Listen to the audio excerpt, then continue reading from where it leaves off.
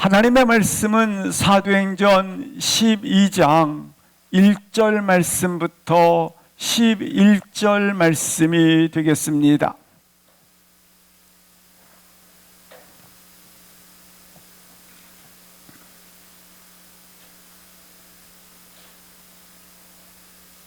하나님의 말씀은 사도행전 12장 1절 말씀부터 11절 말씀까지 함께 합독하시겠습니다. 그때에 헤롯이 왕이 손을 들어 교회 중에서 몇 사람을 해하려 하여 요한의 형제 야고보를 칼로 죽이니, 유대인들이 이 일을 기뻐하는 것을 보고 베드로도 잡으려 할새 때는 무교절 기간이라.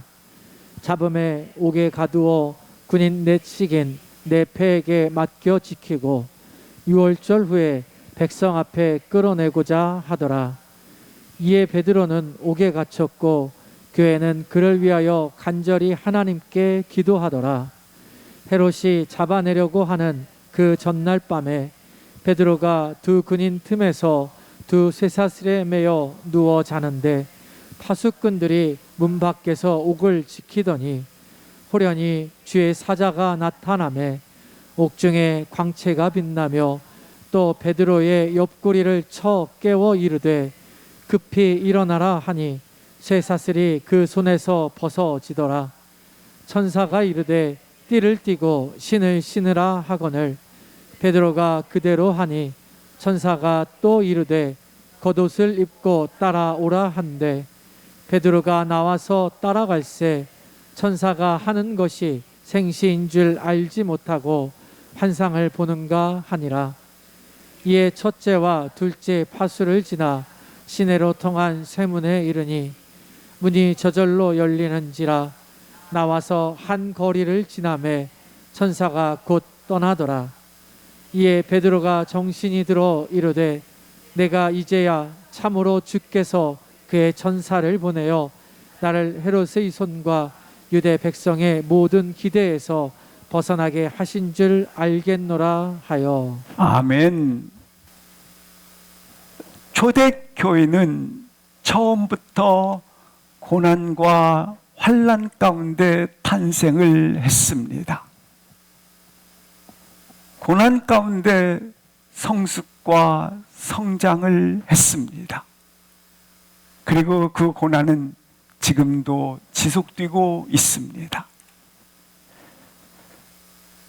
하나님께서는 고난 가운데 놀랍게 한량없는 은혜를 우리 가운데 동시에 주셨다고 하는 것입니다.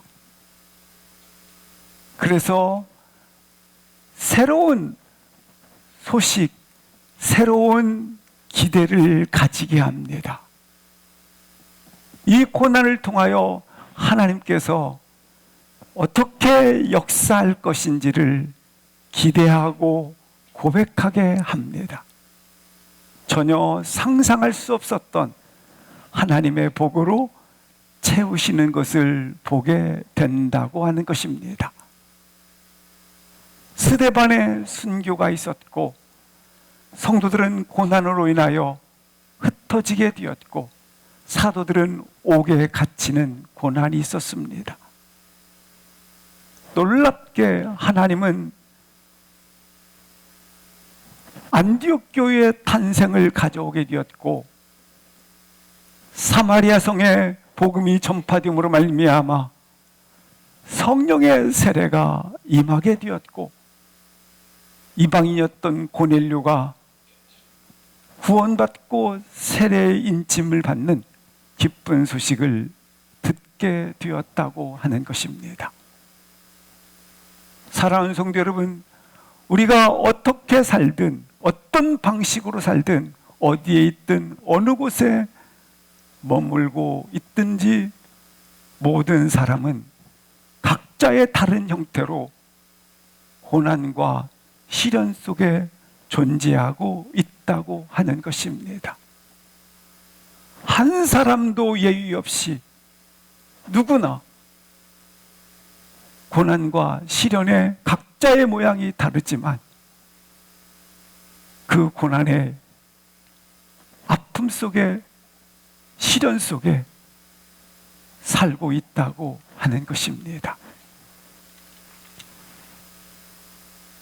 마치 비바람과 폭우와 같습니다.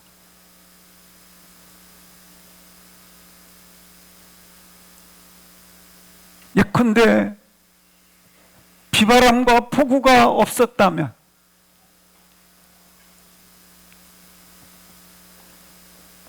내리쬐는 햇빛은 좋기는 하지만 사막이 되었을 것입니다. 비바람과 폭우가 없었다면 진정한 그리스도인으로 성숙되어지고 성장할 수 없게 되었을 것입니다. 따라서 각자의 모양에 따라 고난과 환난이 지속되고 있는 현장 때문에 존재하고 있다는 그 사실로 인해서 다시 한번 두려워하지 말고 있음을 받아들일 수 있기를 주의 이름으로 기도합니다. 초대교회는 부흥과 성장을 가져오기 시작했습니다. 사단은 이를 가만둘 리가 없습니다. 우리 가운데 은혜가 임하기 시작합니다. 사단이 가만히 둘 리가 없습니다. 어떻게 합니까? 1절, 2절을 보시겠습니다. 헤롯 왕이 교회 중에서 몇 사람을 해하려 하였다고 말씀을 하고 있는 것입니다. 저자는 교회 중에서 몇 사람이라고 칭하고 있습니다. 따라서 교회를 한 사람 한 사람, 각 사람 각 사람, 한 성도 한 성도라고 칭하고 있는 것입니다. 우리 한 분 한 분은 성령이 임함으로 말미암아 한 사람 한 사람이 교회라는 사실을 놓치지 마시기를 주의 이름으로 기도합니다. 나 한 사람 한 사람이 주의 교회가 되었다고 하는 것입니다. 그리고 헤롯 왕이 손을 들어 교회 중에서 몇 사람을 해하려고 했다고 말씀하고 있습니다. 헤롯 왕은 누구입니까? 유대의 분봉왕으로서 그는 4대에 걸쳐 왕권을 손에 쥐고 있는 자입니다. 이 왕권을 그가 로마 정부로부터 돈으로 매수하여 돈으로 정치적인 야합을 통하여 권력을 샀다고 하는 것입니다. 그래서 결국 자신의 정치 기반을 유지하기 위해서 그는 로마 정부의 시녀로서 전락한 왕으로 다스리는 가문을 이루고 있는 것입니다. 뿐만 아니라 이 헤롯 왕은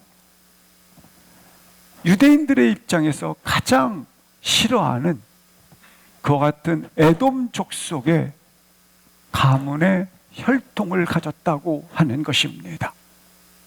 그래서 언제든지 그 왕권은 민심이 떠날 수밖에 없었고, 그리고 민심의 관심이 이 헤롯으로부터 멀어질 수밖에 없다고 하는 것입니다.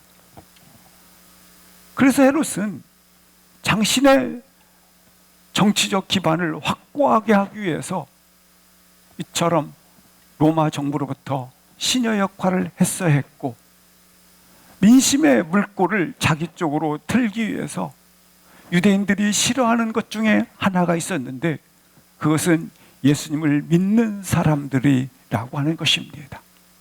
그래서 예수님을 믿는 사람들을 이렇게 해하고 환난을 주게 되는 것을 유대인들은 기대를 하고 있었던 것처럼 헤롯은 그 기대를 알고 있었기 때문에, 너무나 잘 알고 있었기 때문에 오늘 믿는 성도를 스데반을 죽였다든지, 그리고 믿는 성도인 그 중에서도 사도를 죽이는 것이 민심의 물꼬를 자기 쪽으로 틀 수 있기 때문에 오늘 사도였던 야고보를 살해하고자 하였다고 하는 것을 볼 수 있습니다. 살해케 된 것을 볼 수 있는 것입니다. 2절 말씀해 보시겠습니다. 그래서 야고보를 칼로 죽였다라고 말씀을 하고 있습니다. 야고보는 어떤 자인가? 야고보는 예수님의 12 제자 사도 가운데 중심 인물입니다. 그래서 베드로, 야고보, 요한이라고 칭하지 아니합니까? 그는 사도 중에 최초의 순교자가 됩니다. 이 야고보는 성경에 세 인물이 등장합니다. 세베대의 아들 야고보, 알페오의 아들 야고보, 그리고 예수님의 동생인 야고보, 3명의 야고보가 등장하는데 여기 본문에 나와 있는 야고보는 요한의 형제 야고보입니다. 다른 말로 말하면 세베대의 아들이라고 하는 것입니다. 이 야고보는 성격이 불같습니다. 한 번은 예수님과 사마리아 땅의 복음을 전하고자 복음 전도를 힘쓰게 됩니다. 그런데 사마리아인들이 복음을 받아들이지 않자 예수님께 청을 합니다. 하늘에서 불을 내려 저들을 다 불태워 죽입시다. 쓸어 버립시다. 예수님께서 이 야고보를 책망케 됩니다. 이 야고보는 예수님을 따르면서도 사회적인 지위를 얻고자 하는데 사회적 지위의 면류관을 쓰고자 하는데 마음을 쏟고 있었습니다. 그런 야고보를 향하여 하나님께서 빚으시고 새롭게 하시고 야고보를 깎고 새롭게 하셔서 그는 사회적 지위의 면류관을 쓴 자가 아니라 오늘 야고보를 칼로 죽이니 순교적 면류관으로 쓴 자로 그가 서 있는 것을 보게 됩니다.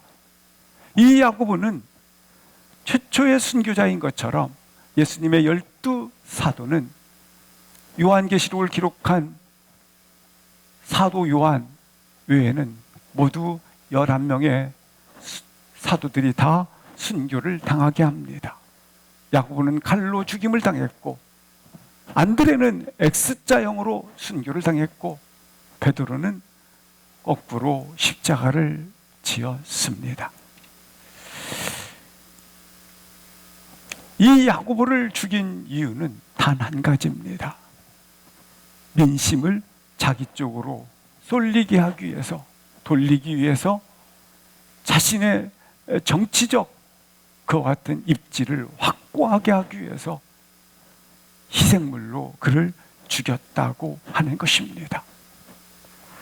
이 헤롯이 야고보를 죽인 것은 진리냐 비진리냐, 옳으냐 그르냐의 문제가 아닙니다.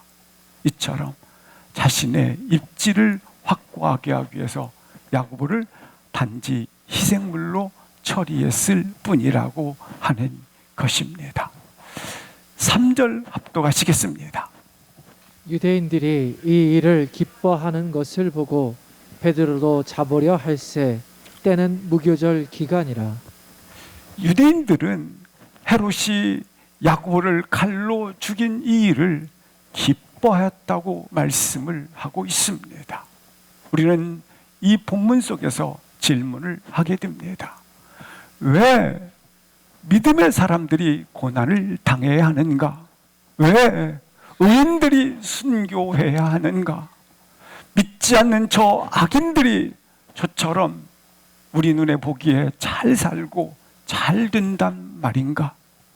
왜 악인들은 저주를 받아야 되는데 저처럼 형통한 것처럼 보인단 말인가? 왜 믿는데 고난이 있단 말인가? 이와 같은 질문을 할 수밖에 없는 것입니다. 그러나 꼭 기억하십시오. 고난은 누구에게든지 믿는 사람이든지 안 믿는 사람이든지 동일하게 온다고 하는 것입니다. 한 번 죽는 것은 사람의 정한 것이기 때문에 죽음 또한 동일하게 온다고 하는 것입니다. 환난과 시련 또한 그와 같습니다. 하나님은 모두를 사랑하십니다. 그러나 하나님은 모든 시련과 고난과 죽음도 믿는 사람이든지 아니 믿는 사람이든지 동일하게 온다고 하는 것입니다. 닥친다라는 것입니다. 중요한 것은 이 하나님의 사랑을 어떤 사람은 적게 느끼고 어떤 사람은 크게 느끼고 어떤 사람은 이 하나님의 사랑을 받아들이고 받아들이지 않고 어떤 사람은 믿고 어떤 사람은 믿지 않고 중요한 것은 어떻게 받아들이냐의 문제라고 하는 것입니다. 받아들이는 사람의 문제라고 하는 것입니다. 이 사실에 대해서 마태복음 5장 45절에 예수님께서 이렇게 말씀하십니다. 동일하게 준다라는 것입니다. 악인과 선인에게 해를 비추시며 의로운 자와 불의한 자에게 비를 내려 주시는 도다.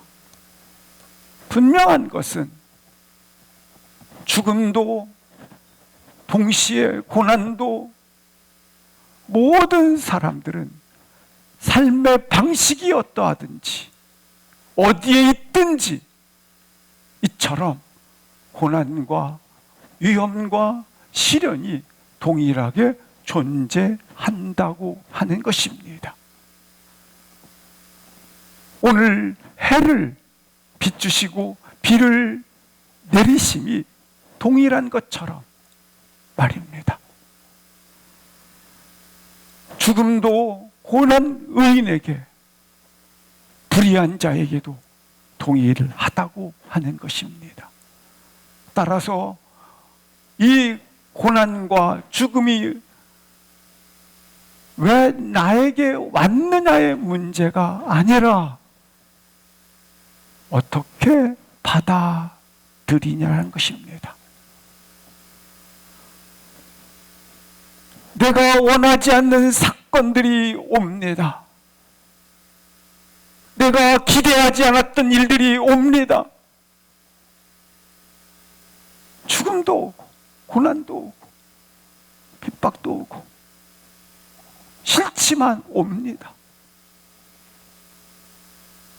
중요한 것은 어떻게 받아들이냐. 로마서 9장 20절 21절 보시겠습니다. 이렇게 말씀하고 있습니다. 왜 나에게 이게 왔지? 감히 하나님께 반문하느냐? 질문할 수 없다라는 겁니다. 왜냐하면 지음받은 물건이 지은 자에게 어찌 왜 나 만들었어? 말할 수 없는 것이 아니냐.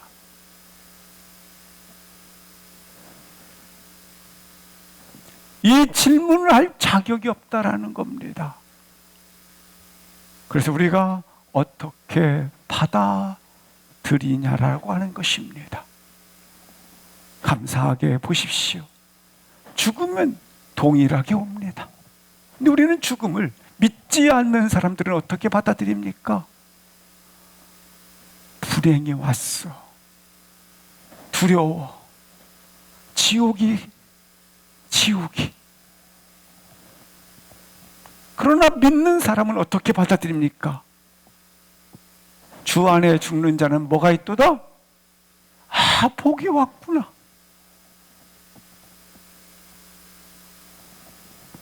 어떻게 받아들입니까? 아, 복이 왔구나. 두렵지 않습니다. 고난과 핍박이 옵니다. 믿지 않는 사람들은 어떻게 받아들입니까? 아이씨, 죽어버릴까? 죽여버릴까? 인생이 저주야. 그러나 믿음의 사람들은 어떻게 받아들입니까? 진정한 그리스도인으로 성수시켜 주시는구나. 비록 광야 같은 곳이지만 광야 같은 곳에서 하나님의 숨겨진 보석이 왔구나.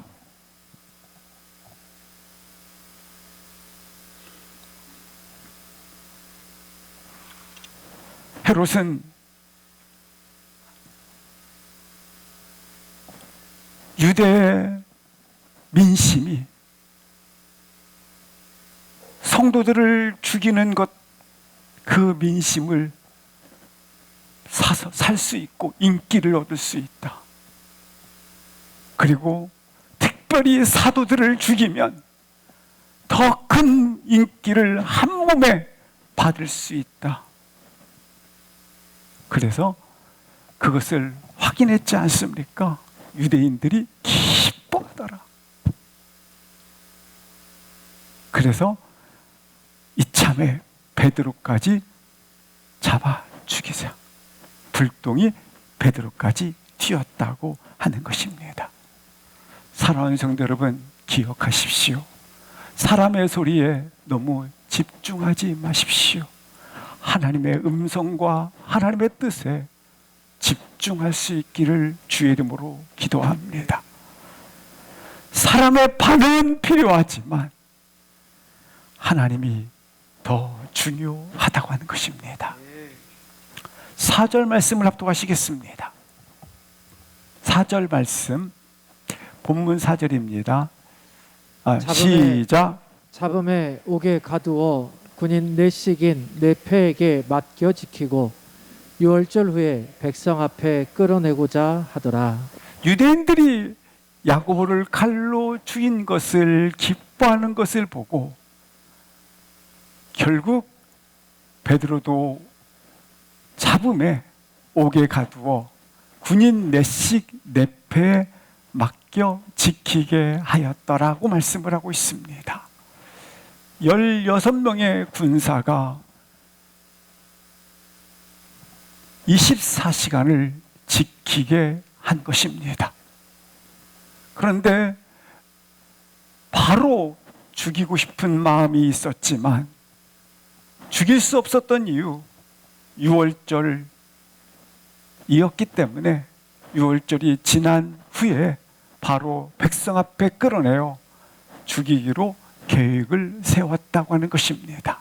유월절에는 종교적인 마찰이 있기 때문에 종교적으로 유대인들과 헤롯은 다투기 싫어서 이렇게 유월절을 피하여 베드로를 이제 백성 앞에 끌어내어 죽이기로 계획을 세웠다라고 말씀을 하고 있습니다. 베드로는 3차에 걸쳐 투옥이 됩니다. 1차 때, 2차 때 투옥 뛰었을 때에 그 몸 하나 해하지 않고 하나님의 천사를 통해서 하나님의 방식으로 그를 끌어냈습니다. 탈옥이 된 것이죠. 주록이 된 것이죠. 3차입니다. 1차 때, 2차 때 몸 하나 해하지 않고 주록이 되었기 때문에 헤롯은 3차에까지 그가 자유의 몸이 된다면 정치적 타격이 오기 때문에 이렇게 굳게 닫아버리고 굳게 묶어버리고 굳게 지키고 있는 것을 볼 수 있습니다.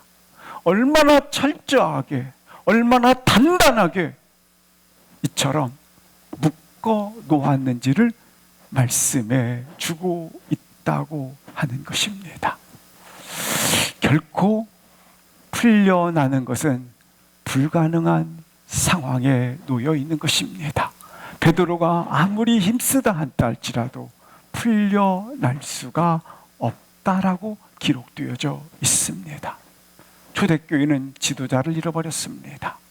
아직 하나님의 성령이 임함으로 말미암아 초대교회는 뜨거운 열정과 열기는 있었지만 사회 속에서 교회로서의 조직이 뿌리를 내리지 못하고 있는 상태에 있었던 것입니다. 그런 가운데 5절 그들의 태도를 보고 있습니다. 시작. 이에 베드로는 옥에 갇혔고 교회는 그를 위하여 간절히 하나님께 기도하더라. 베드로는 옥에 갇혔고 교회는 그를 위하여 간절히 하나님께 기도하였다고 말씀을 하고 있는 것입니다. 갑자기 위기가 닥친 것입니다. 갑자기 고난에 맞닥뜨려진 것입니다.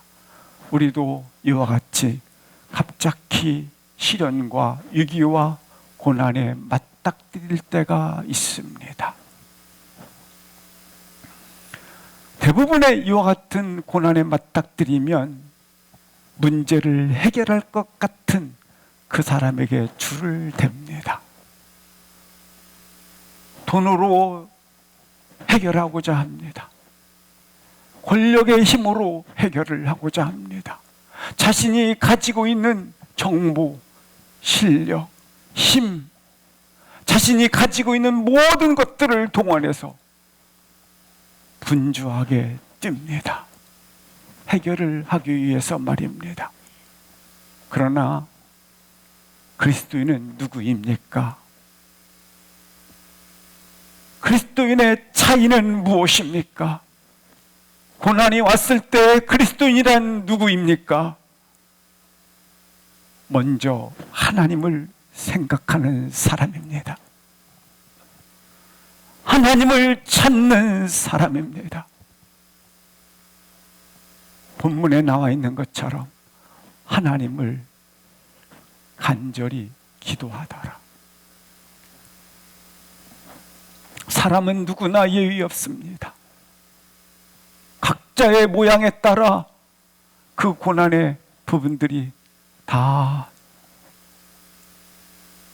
있지만 다 누구든지 다른 형태로 고난과 시련은 있는 것입니다. 예의가 없습니다.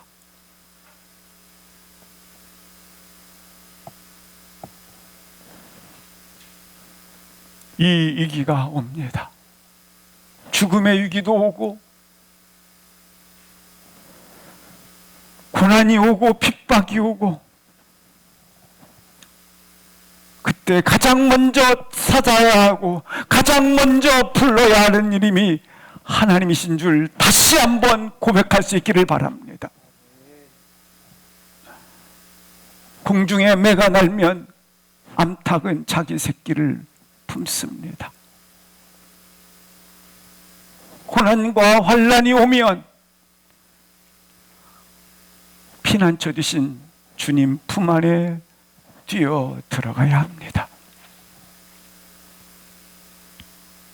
아직도 사람의 줄 서는 것, 아직도 여전히 답이 있다고 찾아다니는 것. 그러나 우리는 그리스도인은 먼저 하나님 앞에 들어가야 합니다. 이 시간 그러므로 사랑하는 성도분들, 다시 한번 주의 기도처로 나올 수 있기를 주의 이름으로 기도합니다. 만세반석 열리니 내가 들어갑니다.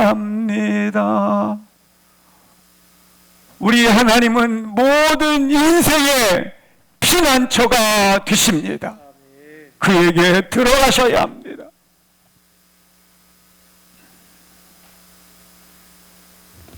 어려움을 겪고 있고 고난을 겪고 있고 위기를 당하고 있을 때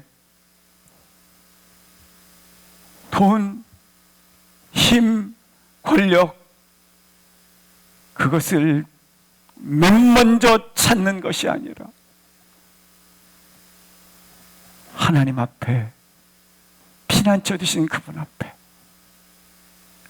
찾는 것입니다. 하나님의 능력, 하나님의 역사, 하나님의 기적은 기도를 통해서 부어집니다. 내 영혼이 혹 메말라 있다고 생각을 하십니까? 기도하십시오. 내 영혼에 진동이 일어나게 될 것입니다. 내 귀에 하나님의 음성이 들려질 것입니다. 내 눈이 떠져 주의 불을 보게 될 것입니다. 육체의 치유의 역사가 일어나게 될 것입니다. 이 시대에 오늘 나에게 진정 필요한 것은 기도의 자리입니다. 기도처입니다. 기도가 일어나면 성령님이 임합니다. 기도가 일어나면 새 영이 임합니다. 기도가 일어나면 하나님의 역사가 일어납니다. 기도가 일어나면 귀신이 떠납니다. 기도가 일어나면 모든 위기가 사라집니다. 기도하고 있으면 평안이 있습니다. 그러나 기도하고 있지 아니하면 쫓기고 불안합니다. 여기 간절이라는 말이 표현되어 있습니다. 나는 도울 자가 어디에도 없구나. 예컨대 당신 암으로 3개월 남았습니다. 기도하면 간절할 수밖에 없어요. 아, 도울 자 어디에도 없구나.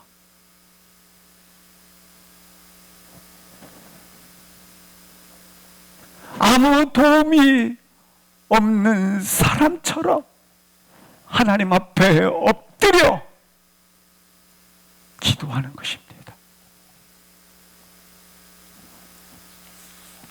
기도하더라. 예루살렘 성도 한 분 한 분들이 함께 모여 또 하나같이 하나님 앞에 기도하였다고 말씀합니다. 6절을 압도하시겠습니다. 헤롯이 잡아내려고 하는 그 전날 밤에 베드로가 두 근인 틈에서 두 쇠사슬에 매여 누워 자는데 파수꾼들이 문 밖에서 옥을 지키더니 헤롯이 잡아내려고 하는 그 전날 밤에는 베드로가 백성들 앞에 끌려가서 처형장에 서 있는 날에, 그렇습니다. 내일이면 처형장에서 죽게 되는 날입니다. 근데 그날 밤에 기적이 일어났습니다. 생각하면 사람이 분주하게 움직이고 걱정하게 됩니다. 그러나 기도하면 하나님이 움직이시고 하나님의 평안이 임합니다. 기도하면 하나님의 역사가 일어나고 동시에 하나님이 일하십니다. 전날 밤에 역사했습니다. 전날 밤에 기적이 일어났습니다. 따라서 언제 역사할 건가, 그 시간에 대해서 염려하지 마십시오. 하나님의 때에 응답하십니다. 여리고성 7일째 도는 날, 나아만 장군 7번 요단강물에 씻김받는 날, 엘리야 7번째 하나님 앞에 두 손 들어 기도하는 그 시간, 구름 조각이 나타났습니다. 기억하십시오. 하나님은 기도하는 사람과 함께 일하십니다. 능력 있는 사람이 결코 아닙니다. 따라서 사랑하는 성도 여러분, 다시 한번 기도하는 사람으로 서 있기를 주의 이름으로 기도합니다. 얼마나 많은 일로 분주했는가, 얼마나 많은 일을 했느냐가 아니라 얼마나 기도 시간을 가졌느냐를 물으시기를 바랍니다. 여기 베드로의 상황을 보여주고 있습니다. 베드로는 두 그님 틈에 있었다. 베드로는 두 사슬에 매여 있었다. 베드로는 옥문을 지키는 파수꾼들 감옥 안에 있었다. 지하 3층 감옥입니다. 그리고 벽밖에 보이지 않고 침침합니다. 불가능한 상황이 아니겠습니까? 추록이 불가능합니다. 7절 합독하시겠습니다. 호련히 주의 사자가 나타나매 옥중에 광채가 빛나며 또 베드로의 옆구리를 쳐 깨워 이르되 급히 일어나라 하니 쇠사슬이 그 손에서 벗어지더라. 추록이 불가능한 상황입니다. 그런데 호련이라는 말씀이 있습니다. 여기 호련이라는 말씀은 갑자기라는 말씀을 가지고 있지만 본문의 주 호련이의 단어는 지금부터 보라, 하나님이 일하신다, 이런 뜻을 가지고 있습니다. 호련히 지금부터 보라.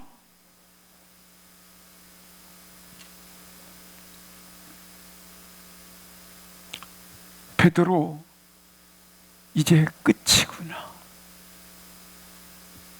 나는 세상에 던져진 존재이구나. 여기까지구나. 이렇게 인생이 맞춰지는구나. 절망의 순간입니다.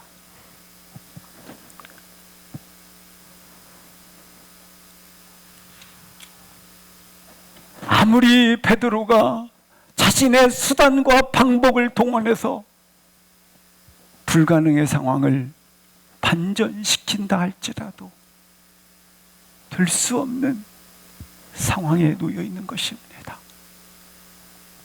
단단히 채워져 있습니다. 단단히 묶여져 있습니다. 그리고 철저하게 지키고 있습니다. 1차 때, 2차 때 실패했던 헤롯은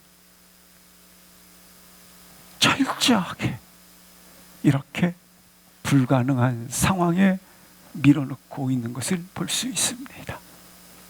그런데 이 모든 상황을 다 뒤집어 버리는, 모든 상황을 역전시키는, 모든 상황을 한순간에 다 바꿔버리는 단어, 호련히. 지금부터 보라! 그리스도 인생이 당신의 인생이 되었다. 지금부터 보라! 하나님이 일하신다. 지금부터 보라! 풀려나는, 묶임에서 풀려나는, 풀어가시는 하나님의 일하심을 보라.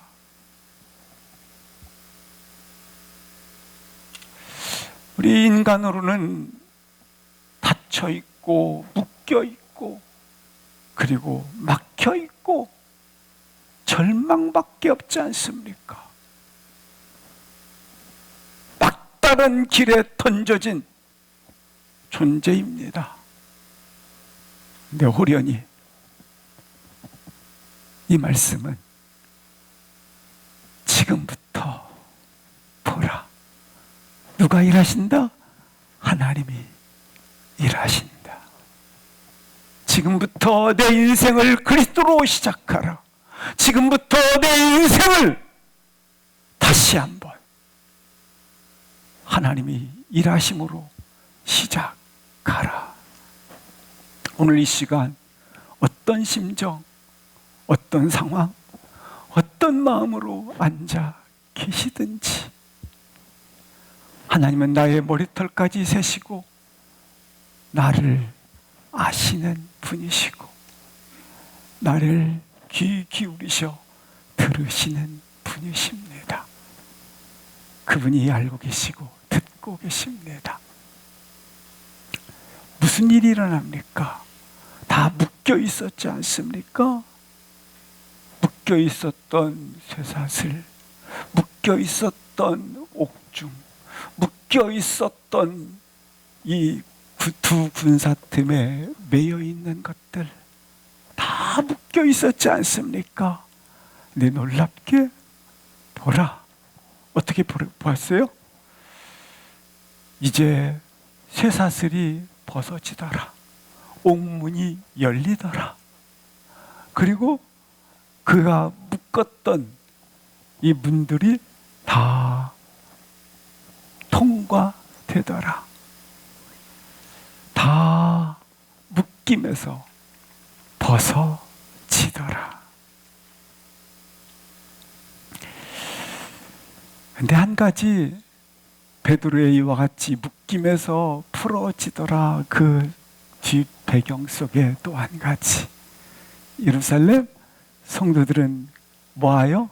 기도하더라. 사랑하는 성도 여러분, 베드로전서 5장 7절 말씀을 합독을 하시겠습니다. 시작. 너희 염려를 다 주께 맡기라. 이는 그가 너희를 돌보심이라. 염려를 다 주께 맡기라.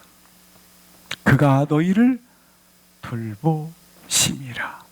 염려를 묵상하지 마시고 그에게 올려놓으십시오. 8절을 보시겠습니다. 천사는 띠를 띠고 신을 신으라. 천사는 가까이 와서 베드로 가까이 와서 말을 합니다. 천사는 방금 전에도 말씀드렸던 것처럼 옆구리를 쳐서 깨우지 않았습니까? 이렇게 만지기도 하고 그리고 쇠사슬을 풀기도 했지 않습니까? 쇠사슬을 풀기도 합니다. 그리고 천사는 말하기도 합니다. 어떻게 합니까? 신을 챙기라.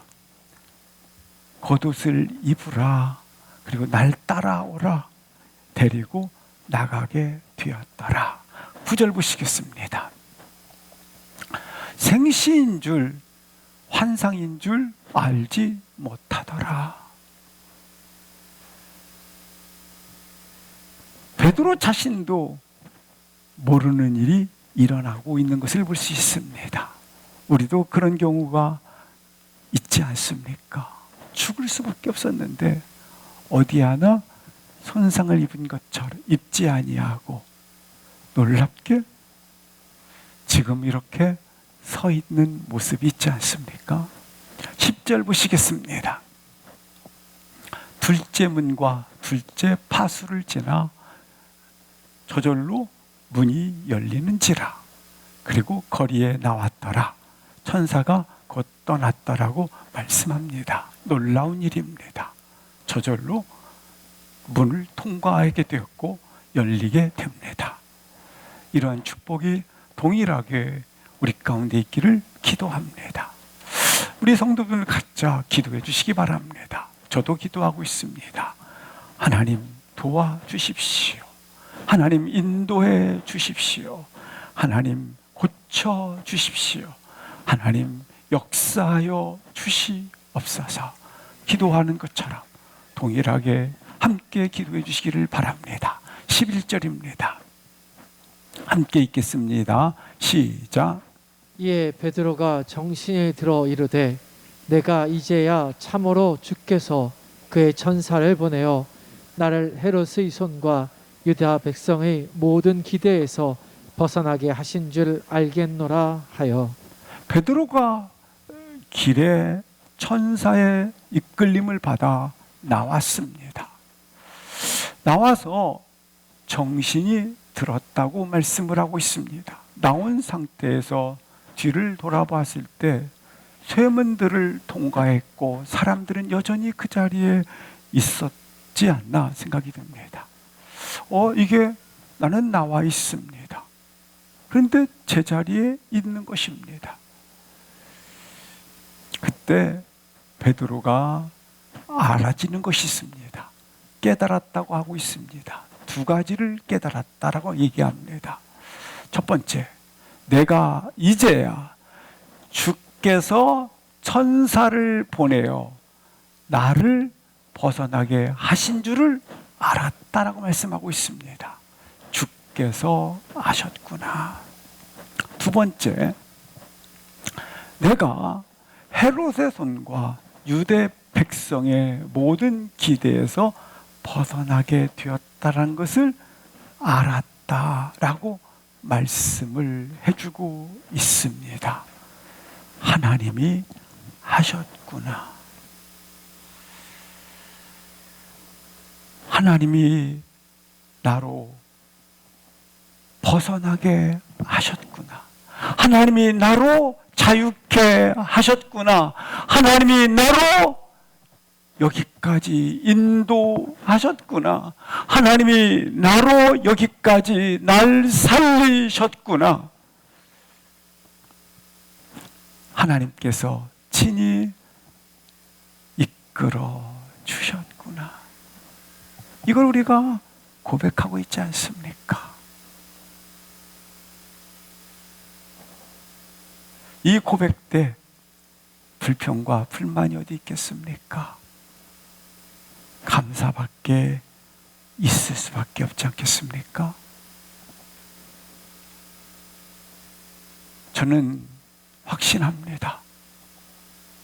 기도하고 있으면 반드시 하나님의 때에 어느 땐가는 역사할 것입니다. 기도하고 있으면 어느 때 반드시 기적이 일어납니다. 상황을 보면 내 힘으로 해결될 수 없는 것 압니다. 불가능한 것 압니다. 그러나 기도하고 있으면 반드시 하나님은 기회를 내십니다. 기도하고 나서 염려치 마십시오. 기도했다고 하는 것은 결과에 연연하지 않다라는 겁니다. 결과로부터 자유하다고 하는 것입니다. 기도의 능력이라고 하는 것은 응답되었기 때문에 능력이 아닙니다. 기도의 응답이 능력이 아니라 기도하는 것 그 자체가 능력입니다. 기도하는 자리에 있는 그 자체가 능력인 것입니다. 일을 시작할 때에 기도로 시작하셨고 기도로 이어가고 있고 기도의 결과를 우리가 가지고 있습니다. 그 기도의 결과는 아버지가 듣고 계시고 알고 계시고 세심하게 아버지는 그것을 놀랍게 품에 안으시고 계십니다. 따라서 내가 원하는 것, 원치 않는 것이 기도의 응답이 아니라 하나님이 원하시는 것을, 하나님이 뜻하신 것을 응답하는 것이 기도의 결과라고 하는 것입니다.